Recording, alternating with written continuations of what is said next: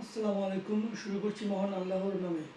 আজকের আলোচনার বিষয় ফৌজদারি কার্যবিধি 1898 এর 10 নম্বর ধারা।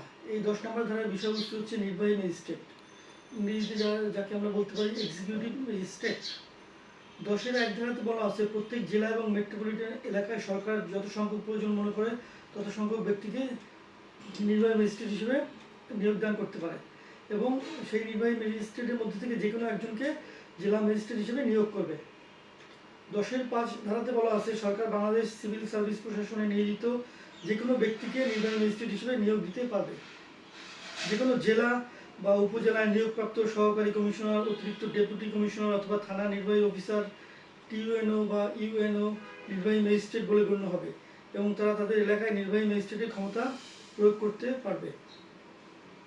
মেট্রোপলিটন এলাকায় সরকার যে কোনো পুলিশ কমিশনারকে নির্বাহী ম্যাজিস্ট্রেটের ক্ষমতা অর্পণ করতে পারবে।